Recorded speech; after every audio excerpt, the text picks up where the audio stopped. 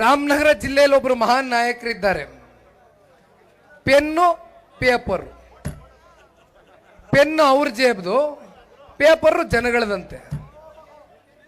Pen ಕೊಡಿ, paper ಕೊಡಿ, ನಿಮ್ಮ ಪರವಾಗಿ ಕೆಲಸ ಮಾಡ್ತೀನಿ ಅಂತ ಪಾಪ ಹೇಳಿದ್ರು.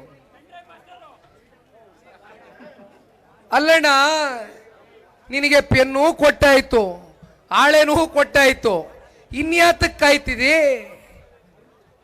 ಏನ್ ಬರ್ಕತಿ? ಕೊನೆಗೆ ಪಾಪ ಏನಂದ್ರಿ, 6 ಜನ ಶಾಸಕರನ್ನ ಗೆಲ್ಸಿರ್ತಕ್ಕಂಥ ಜಿಲ್ಲೆಯ ತಂದೆ ತಾಯಂದ್ರಿಗೆ ಕನಿಷ್ಠ ಪಕ್ಷ ಒಂದು ಗೌರವ ಕೊಡಬೇಕು ಅಂತಕ್ಕಂಥ ಒಂದು ಸೌಜನ್ಯತೆ ಇಲ್ದಿರಾ ಏನ್ ಬಿರುದು ಕೊಟ್ರಪ್ಪ?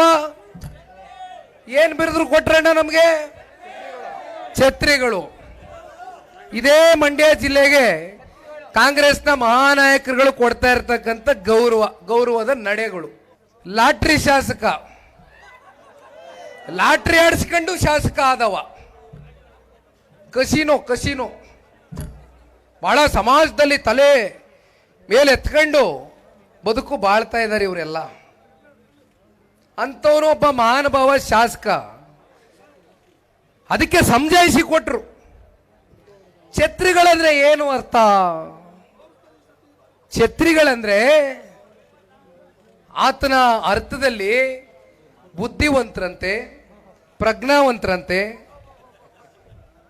ಅಲ್ಲ ರೀ ಸ್ವಾಮಿ, ರಾಜಕಾರಣವನ್ನ ಇಡೀ ರಾಜ್ಯದಲ್ಲಿ ಅರ್ದು ಕುಡಿದಿರ್ತಕ್ಕಂಥ ಜಿಲ್ಲೆ ಯಾವ್ದಾದ್ರು ಅದು ಮಂಡ್ಯ ಜಿಲ್ಲೆ ಕಣ್ರಿ.